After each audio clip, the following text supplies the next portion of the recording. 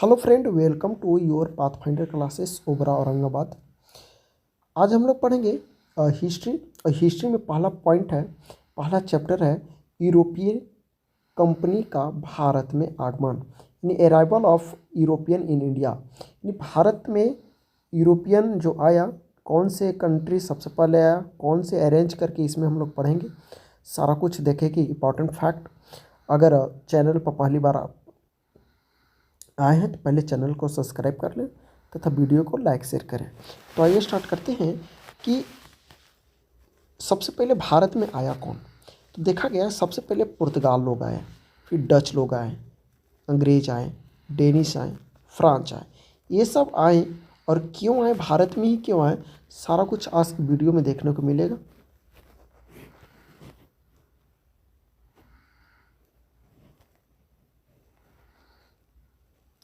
तो इसमें देखेंगे आगमन, अराइवल किसका किसको अभी पढ़े हम लोग। सबसे पहले भारत में जो आया वो आया पुर्तगाल। ये आपका पुर्तगाल है, यहाँ पे मैप में दे दिया गया, ये पुर्तगाल है। ये पुर्तगाल लोग अपना इंडिया को ऐसे ऐसे खोजते हुए इस रास्ता से केप ऑफ गुड होते हुए अपना इंडिया की यात्रा किए थे। पर उससे पहले और भी बहुत सारे कहानियाँ हैं जो देखने को मिलेगा, लेकिन सबसे पहले सफलता जो प्राप्त की भारत आने का तो है पुर्तगाल लोग 1498 ईस्वी में। फिर आए डच, फिर आए आपका अंग्रेज, इंग्लैंड, यूनाइटेड किंगडम, फिर आए डेनिश, फिर आते हैं फ्रांसिस 1668 में। तो ये रेंज हमको पढ़ना पड़ेगा।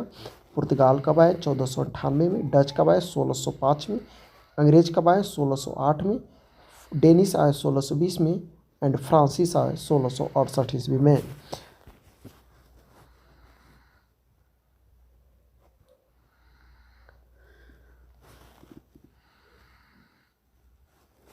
पढ़ेंगे कि जो भारत में आए तो भारत में आकर सबसे पहले वो कहाँ पर फैक्ट्री स्थापित किए, ठीक है।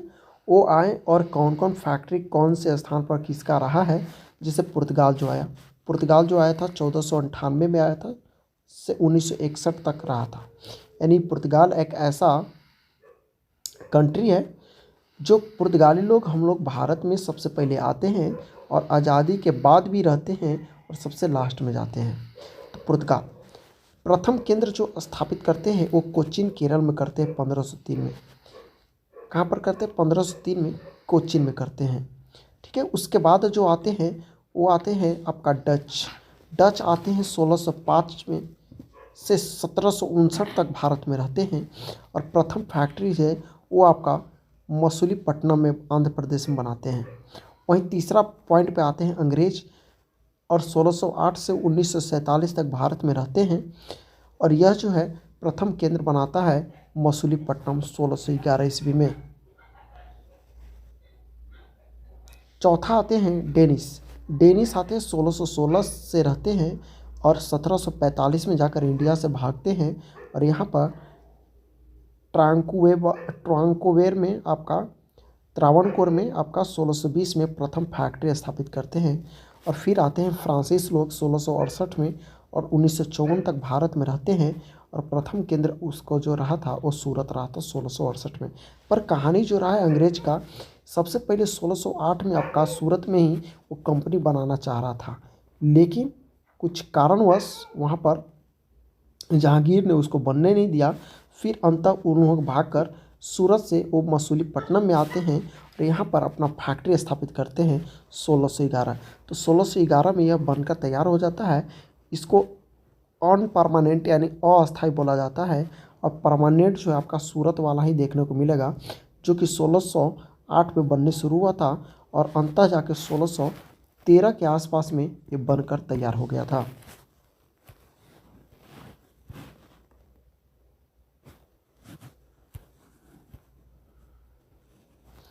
पढ़ेंगे यूरोपियन कंपनी का आगमन, देखते हैं। आगमन सबसे पहले अभी पढ़े पुर्तगाल लोग हैं 1498 में, डच आए 1605 में, अंग्रेज आए 1608 में, डेनिश आए 1620 में और फ्रांसीस आए 1668 में, है ना। तो ये आपको अराइवल जो है ना, आगमन, वो आपको याद करना पड़ेगा। अरेंज करके आपका क्वेश्चन आते रहता है एग्जाम में। तो सबसे पहले याद करेंगे हम लोग। सबसे पहले आपका कौन आए थे, सबसे पहले पुर्तगाली आए थे।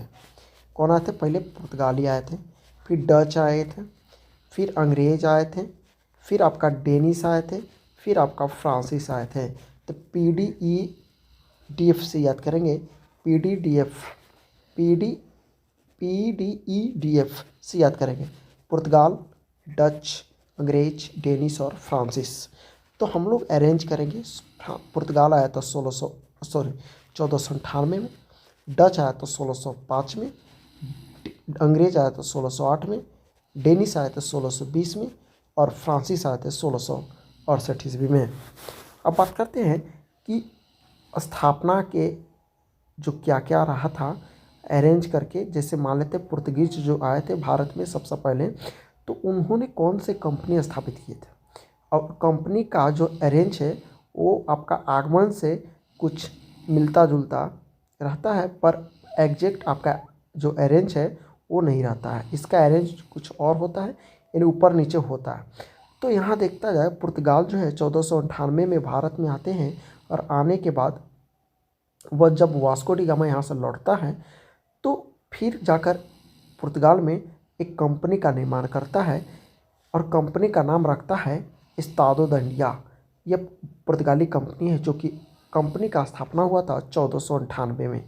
फिर आता है आपका डच आया था, लेकिन जो स्थापना किया जाए कंपनी का तो डच नहीं आता है, वो आपका अंग्रेज आता है। ब्रिटिश ईस्ट इंडिया कंपनी का जो है आपका कंपनी का जो स्टेबलाइज हुआ था 1600 ईस्वी में हुआ था, लेकिन आगमन उसका 1608 में हुआ था। ये कंपनी बनाकर भारत में आया था, लेकिन पुर्तगाल सबसे पहले भारत में आ रहा था तो कंपनी न बनाया था, और आने के बाद फिर लौट के गया तब जाके कंपनी बनाया। तो पुर्तगाल में पूरा यूरोप में ही आपका पूरा भारत का जो मार्केट है वो वहाँ पर पॉपुलर हो गया। और अंग्रेज जो सोचा कि हम कंपनी बनाकर ही भारत की यात्रा करेंगे, और 1600 ईस्वी में ही ब्रिटिश ईस्ट इंडिया कंपनी ने एक कंपनी बनाता है 1600 में।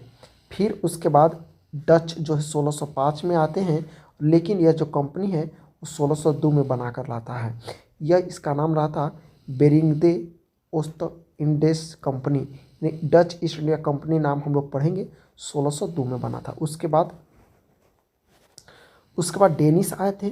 डेनिस आए थे 1620 में, ये 1616 में कंपनी बनाता है और 4 साल बाद अपना इंडिया में आता है डेनिस ईस्ट इंडिया कंपनी। उसके बाद फ्रांसीस आते हैं, कंपनी देश इंडेस ओरिएंटलेस फ्रांसीसी कंपनी है जो कि 1664 में ये भी बनाते हैं कंपनी, और 1668 में आते हैं। तो ये देखा गया कि डेनिस जो कंपनी बनाया 1600 में, 1620 में भारत आया, यानी 4 साल बाद आया। ये भी आपका 64 में कंपनी बनता है और 68 में आता है, 4 साल बाद आता है। लेकिन यहाँ पर डिफरेंस देखने को मिलता है।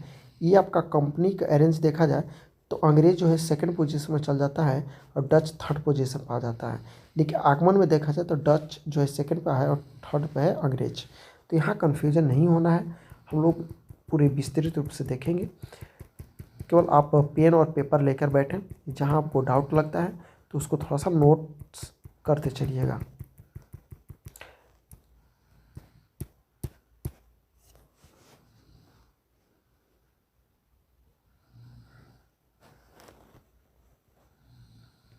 अब पढ़ेंगे कि यूरोपियन कंपनी के भारत में आगमन का कारण क्या था, भारत में ही क्यों आए और क्या कारण रहा था। तो प्रमुख कारण अगर देखा जाए, मेजर रीजन, तो मसाला का व्यापार करना था। भारत में मसाला का व्यापार करना ही मुख्य कारण में से एक कारण था। तो इसमें देखा जाए स्पाइसी ट्रेड करना चाह रहा था, तो मसाला का ही कारण क्यों कर रहा था और क्यों भारत में ही आने का कारण था। तो देखा जाए तो 1453 ईस्वी में उस्मानिया सल्तनत का कुस्तुनतुनिया एवं एशिया माइनर पर कब्जा कर लिया। जो एशिया माइनर है, जो हम लोग का एक एशिया का सबसे पश्चिम में तुर्की एक देश है, जहाँ पर उसका 97% एशिया जो जोग्राफिकल भाग हैं वो अपना एशिया में आता है, लेकिन 3% पास आपका जो 3% उसका जो हिस्सा है वो आपका यूरोप में चला जाता है। उसको इस्तांबुल प्रदेश बोलते हैं। वही एक रास्ता था जो 1453 में वो उस्मानिया सल्तनत जीत जाता है, उस रास्ता को ब्लॉक कर दिया जाता है। फिर जो है पुर्तगाल जो है, यानी मान लेते हैं यूरोप जो है, वो कैसे यात्रा करेगा एशिया से। तो उससे लिए आपका यूरोप में क्या होता है, पूर्ण जागरण का काल आता है। उस समय यूरोप में पूर्ण जागरण चल रहा था। यानी कैसा पूर्ण जागरण क्या था, तो उसमें मानवतावाद का विकास हो रहा था, वैज्ञानिक आविष्कार हो रहा था और धर्म सुधार के बारे में यूरोप में पूर्ण जोर शोर से काम चल रहा था। अब बात करते हैं कि 1453 में उस्मानिया सल्तनत ने कुस्तुनतुनिया और एशिया माइनर पर कब्जा कर लेता है और उससे क्या हो जाता है, एशिया और यूरोप के बीच जो व्यापार मार्ग था वो अवरुद्ध हो जाता है, बंद हो जाता है और मसाला व्यापार क्या होता था, बंद हो जाता है। ठीक है, चलिए बात करते हैं। अब पर मसाला व्यापार बंद हो जाता है, रास्ता बंद हो जाता है, तो क्या करता है, मसाला व्यापार बंद न हो इसके वजह से वहाँ का जो वैज्ञानिक आविष्कारक चल रहा था यूरोप में, उन्होंने दिमाग लगाया कि क्यों ना एक नया रास्ता की खोज किया जाए। रास्ता की खोज किया जाए, वहीं से निकल के आता है नवीन समुद्री मार्गों की खोज। तो नवीन समुद्री मार्गों की खोज करने के लिए उस जो यूरोप के वैज्ञानिक आविष्कारक जो थे, इन्वेंशन जो थे, वो आगे आते हैं और नए नए समुद्री मार्ग की खोज करने के लिए अग्रसर होते हैं। फिर नवीन समुद्री मार्ग की खोज करने के लिए इसमें से ब्राज़ील खोजा गया, अमेरिका खोजा गया, भारत की खोज किया गया, ऑस्ट्रेलिया की खोजा गया और न्यूजीलैंड और तस्मानिया की खोजा गया। अब देखिए, भारत की खोज नहीं हुआ, पर लैंग्वेज में आपको लिख देता है भारत की खोज वास्को डी गामा यानी पुर्तगीज करता है। तो वैसा नहीं है, भारत के समुद्री मार्गों की खोज करता है। ठीक है, अब बात करते हैं ब्राज़ील। ब्राज़ील जाने के लिए कौन सी समुद्री मार्ग होगा, उसके लिए ब्राज़ील खोजा गया और उसकी उन्होंने कैब्रल ने खोजा। कौन खोजे, कैब्रल महोदय ने ब्राज़ील जाने का रास्ता खोजे, समुद्री मार्ग खोजे। ये भी आपका कैब्रल जो है आपका पुर्तगीज है, ये पुर्तगाल का रहने वाला है। जिससे 1492 में अमेरिका की खोज किया गया कोलंबस, यह स्पेन का नागरिक था। वहीं 1498 में अपना भारत खोजा गया वास्को डी गामा के द्वारा। वहीं ऑस्ट्रेलिया की खोज किया गया कैप्टन कुक के द्वारा, ब्रिटेन के रहने वाला था। वहीं न्यूजीलैंड तस्मानिया को तस्मान ने खोजा, हॉलैंड के निवासी था। यानी यूरोप में जितना भी कंट्री थे वो आपका लगभग विकसित कंट्री में से एक माना जाता है। तो जितना भी देश है सब अग्रसर होते हैं नए नए रास्ता खोजने के लिए। तो उसी में से सबसे पहले आते हैं स्पेन और पुर्तगीज जो है ना, वो सबसे आगे आते हैं। तो उसी के क्रम में पुर्तगाल के कैब्रल जो निकलता है वो ब्राज़ील की खोज करता है। अमेरिका का स्पेन का नागरिक था जो कि अमेरिका की खोज करता है कोलंबस। भारत में आते हैं वास्को डी गामा, ऑस्ट्रेलिया में कैप्टन कुक चल जाता है और न्यूजीलैंड और तस्मानिया में हॉलैंड चल जाता है, हॉलैंड का तस्मान। ये व्यापारिक जो आपका पुर्तगीज है कैसे कैसे आया है, वो रास्ता यहाँ पे मैप के माध्यम से हम दर्शाने की कोशिश किए हैं।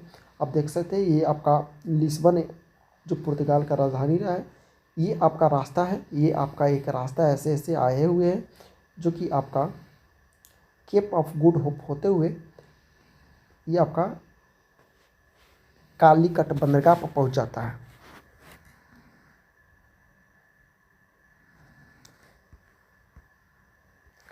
अब बात करते हैं पुर्तगाल सबसे पहले भारत में आता है 1498 में, 1961 में जाता है।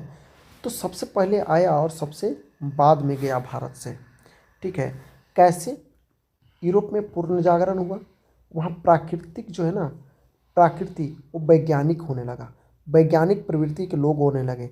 तो पुर्तगाल के राजकुमार का नाम था द हेनरी द नेविगेटर।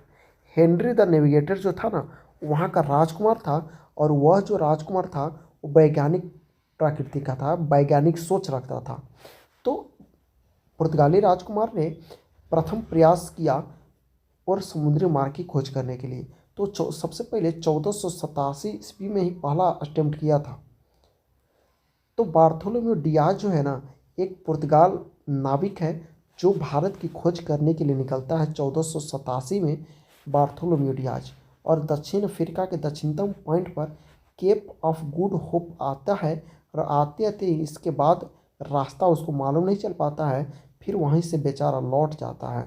लौट जाने के बाद पूरी कहानी आपको द हेनरी द नेविगेटर को सुनाता है फिर द हेनरी द नेविगेटर जो है दूसरा प्रयास करता है जस्ट इससे 11 साल बाद, यानी 10 साल भी बोल सकते हैं, क्योंकि केप ऑफ गुड होप की खोज 1488 में किया था। यानी इससे 10 साल बाद यानी 20 मई को 1498 में वास्को डी गामा निकलता है और वहीं Cape of Good Cape of Good Hope होते हुए ही भारत की यात्रा करता है आपका वास्को डी गामा और कालीकट बंदरगाह पर पहुंचता है।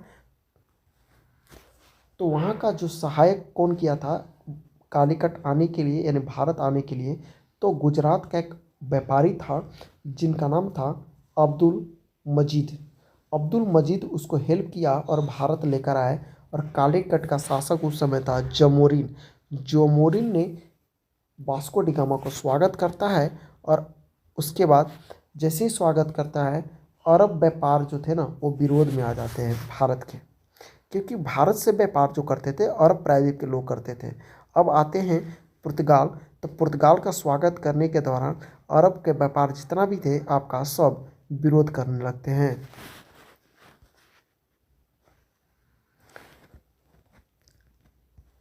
अब समझते हैं पुर्तगाल शासन का भारत में विस्तार कैसे हुआ। पुर्तगाल जो आया वो कैसे कैसे विस्तार किया। तो कंपनी जो आता है इस्तादो ड इंडिया 1498 में लेकर आता है। प्रथम केंद्र जो आपका कोचीन यानी केरल में बनाता है 1503 में। फिर द्वितीय केंद्र बनाता कर्नूल केरल में 1505 में। और प्रथम उस समय गवर्नर फ्रांसीसी द अल्मीडा को बनाया गया। कहाँ बनाया गया? फ्रांसीसी द अल्मीडा को पुर्तगाल का प्रथम गवर्नर बनाया गया। ठीक है। तो पुर्तगीज यानी शासक जो था और राजकुमार, उस शासक का नाम था मैनुअल प्रथम। जब पुर्तगाल आया था उस समय तो आपका मैनुअल प्रथम जो था ना वहाँ का शासक था और राजकुमार एवं प्रिंसेस का नाम था डॉन हेनरिक या हेनरी द नेविगेटर। तो ये हेनरी द नेविगेटर या डॉन हेनरिक वो राजकुमार था आपका पुर्तगाल का उस समय। तो भारत में शासन किसका चल रहा था 1498 के आसपास में? तो दिल्ली सल्तनत चल रहा था, विजयनगर साम्राज्य चल रहा था, गुजरात में चल रहा था। दिल्ली सल्तनत में बात करते हैं कौन से? सिकंदर लोदी थे। सिकंदर महान नहीं, सिकंदर लोदी थे। नरसिंह राव द्वितीय सालू वंश के रहने वाला थे, विजयनगर में शासक कर रहा था। वहीं गुजरात में महमूद बेगड़ा द्वारा शासन किया जा रहा था।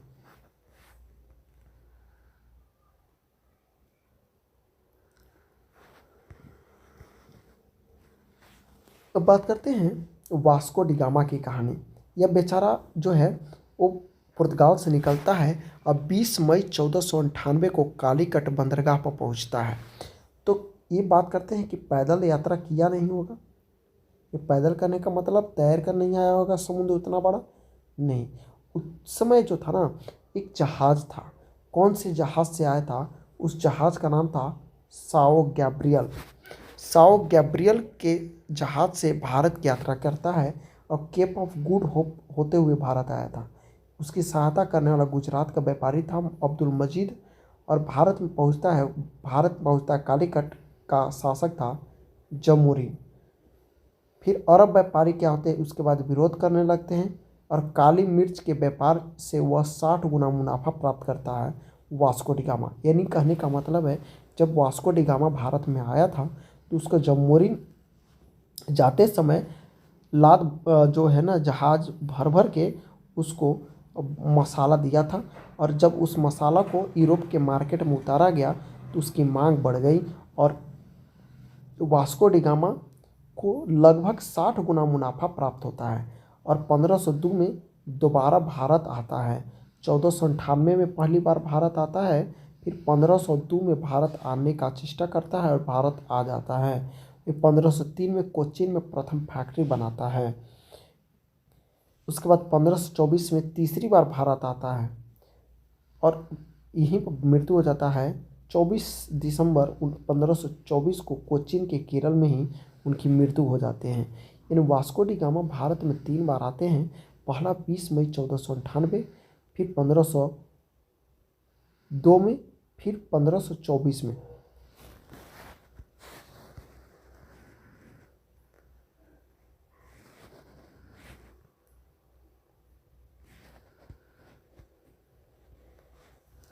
अब बात करते हैं प्रथम पुर्तगाली गवर्नर जो है ना, मान लेते हैं भारत में शासन करने आया तो यहाँ पर प्रथम फैक्ट्री बनाया। तो फैक्ट्री संभालने के लिए पुर्तगाल ने गवर्नर जनरल भेजना शुरू किया। तो उस समय फ्रांसीसी द अल्मीडा जो था ना, पुर्तगाल का प्रथम गवर्नर बनकर आता है फ्रांसिस द अल्मीडा। ये प्रथम गवर्नर था। 1505 में आगमन होता है इसका, और नीले जल यानी शांत जल की नीति द्वारा ये काम करता है फ्रांसिस द अल्मीडा। आप समझ लेते हैं कि नीले जल की नीति क्या होता है, शांत जल की नीति क्या होता है। नीला मीन्स होता है पानी का कलर, यानी पानी का कलर, यानी बोला गया इस फ्रांसिस द अल्मीडा के द्वारा कि जो भी व्यापार करेगा समुद्र के रास्ते उससे हम टैक्स वसूलेंगे और उसको सुरक्षापूर्वक हम उसके जो पहुंचने का जगह है वहाँ पूरी तरह से पहुंचा देंगे। यानी उसको फोर्स का भी सहारा कर रहा था। अब समझते हैं अल्फांसो दूसरा है governor, Alfonso de Albuquerque. Albuquerque ने ये दूसरा गवर्नर बनकर आता है। अब भारत में पुर्तगाली शक्ति का वास्तविक संस्थापक आपको फ्रांसिस डी अल्बुकर्क को ही कहा जाता है। उसके बाद इन्होंने जब आते हैं तो इन्होंने क्यों कहा गया वास्तविक संस्थापक, कुछ काम किया होगा। तो इन्हें हारमुज पर 1505 में, मलक्का पर 1511 में और गोवा पर 1510 ईस्वी में, हरमुज को 1515 में, मलक्का को 1511 में और गोवा को 1510 में पूरी तरह से जीत जाता है। क्वेश्चन यहाँ से है, गोवा को 1510 में जीता गया, कौन से शासक थे उस समय। बीजापुर का शासक था यूसुफ शाह। यूसुफ शाह से ये जो है ना आपका पुर्तगाल वो जीत लेता है, यानी अल्फांसो डी अल्बुकर्क 1510 में। अब आता है कोचीन को केंद्र बनाया गया और भारतीय महिलाओं के साथ विवाह की नीति आपका अल्बुकर्क द्वारा अपनाया गया। उसके बाद सती प्रथा पर रोक लगाने का प्रयास भी आपको अल्बुकर्क द्वारा किया गया। वहीं आता है Nino de Cunha. Nino de Cunha जो है ये गोवा को राजधानी बनाता है, जीता है अल्बुकर्क और राजधानी बनाया गोवा। अब समझते हैं नीनो डी कुन्हा गोवा की राजधानी बनाया और हुगली और सेंट थोमे बस्ती को बसाया। वहीं बसीन और द्वीप पर अधिकार किया और बहादुर शाह यानी गुजरात के शासक की मृत्यु हो गई थी आपका नीनो डी कुन्हा के द्वारा। इतना सारा कहानी था आपका प्रमुख गवर्नर जनरल के टाइम को, जो कि पुर्तगाल का रहने वाला था। सबसे पहले Francis de Almeida, Francis de Albuquerque, उसके बाद अल्फांसो डी अल्बुकर्क, उसके बाद नीनो डी कुन्हा। अब समझते हैं आगे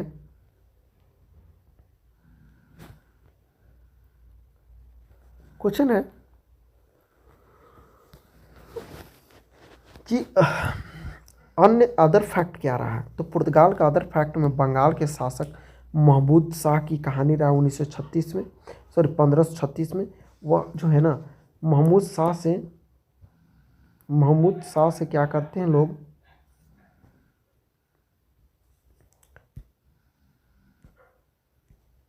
महमूद शाह से लोग क्या करते थे कि 1536 में चटगांव और सतगांव को पुर्तगाल ले लेता है। तो चटगांव और सतगांव को ले लेता है, तो चटगांव से तो अंग्रेज भगा दिया, लेकिन सतगांव में बस गया अंग्रेज, ये पुर्तगाल। ठीक है। अब बात करते हैं कि अकबर के समय हुगली पर समुद्री लूटपाट का केंद्र रहा था, जहाँ शाहजहाँ ने उस सबको भगा दिया वहाँ से, और अकबर जो थे वो फादर मसरेट को भगाया। वहीं कार्ज अल्मीड़ा काफिला पद्धति से समुद्री यात्रा कर यानी पास लगाया जाता था। ये आपका जो है इस आकार का रहता था कार्टेज अल्मीड़ा पद्धति।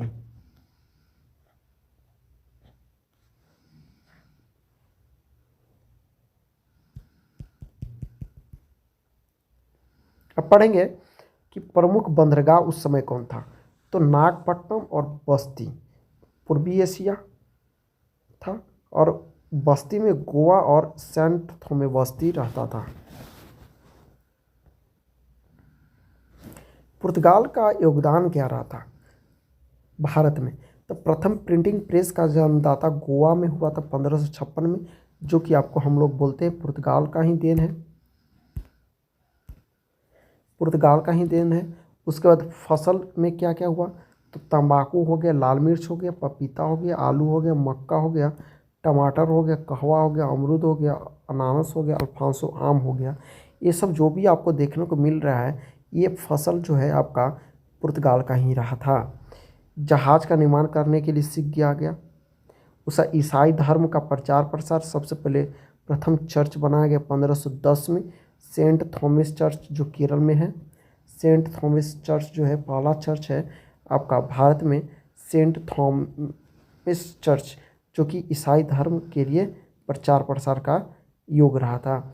उसके बाद प्रथम चर्च बनाया गया कौन से कला में, तो गोथिक कला में बनाया गया था आपका चर्च।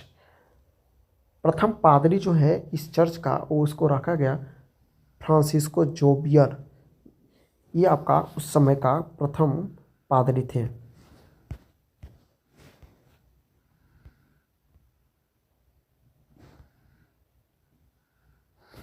अब पढ़ते हैं कि पुर्तगाल के पतन का कारण क्या था। तो धार्मिक असहिष्णुता, उसके बाद यूरोपियन कंपनी से संघर्ष करने के लिए बात आने लगी। उसके बाद कार्टेज अल्मेडा काफिला पति यानी समुद्री लूट की नीति के कारण भी कहा जाता है कि पुर्तगाल पतन की ओर जाने लगा। इन समुद्र में लूट मार ज़्यादा आपका पुर्तगाली लोग करते थे। और तथ्य क्या है, फैक्ट कुछ, तो प्रथम में स्वतंत्रता प्राप्ति के समय गोवा का गवर्नर आपका बोसा था। जब देश आज़ाद हो रहा था उस समय गोवा जो था आपका पुर्तगाल के अधीन में था, तो वहाँ का जो गवर्नर था गोवा का, वो था बोसा। अंतिम गवर्नर बात करते हैं, लास्ट गवर्नर, तो मैनुअल एंटोनियो वहाँ का पुर्तगाल का अंतिम गवर्नर रहा था। और 1961 में अंतिम गवर्नर आपका मैनुअल एंटोनियो रहा था। कैसे भागा, तो ऑपरेशन विजय के द्वारा वहाँ में बस्ती, पुर्तगाली बस्ती, गोवा दमन दीव बस्ती भारत में विलय कर लिया गया। और 22 किंगडम, समान नागरिक संहिता और 1919-1961 में गोवा मुक्ति दिवस के रूप में मनाया जाने लगा।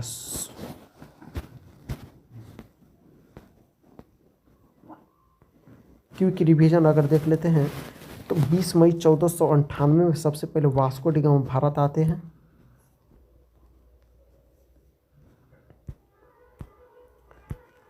वास्को डी गामा भारत आते हैं। ये 1503 में कोच्चि में प्रथम फैक्ट्री बनाया गया। 1505 में फ्रांसीसी डी अल्मीडा प्रथम गवर्नर रहे थे। वहीं 1510 में अल्फांसो डी गोर्क ने गोवा पर कब्जा कर लिया। 1530 में निनो डी कोन्हा ने गोवा को राजधानी बना दिया। उसके बाद 1556 में प्रथम प्रिंटिंग प्रेस का जन्मदाता कहा जाता है। 1661 में राजकुमारी कैथरीन का बेटा राजकुमार चार्ल्स से विवाह होता है, जिसमें आपको मुंबई को दहेज के रूप में दे दिया जाता है। 1961 में ऑपरेशन विजय के तहत यहाँ से पुर्तगाली को भगा दिया गया। ये आपका डच से रिलेटेड जितना भी क्वेश्चन था आपको देखने को मिला। अगर आप वीडियो को पहली बार देख रहे हैं तो पहले प्लीज़ चैनल को सब्सक्राइब कर लें और वीडियो को लाइक से करें। Thank you for watching.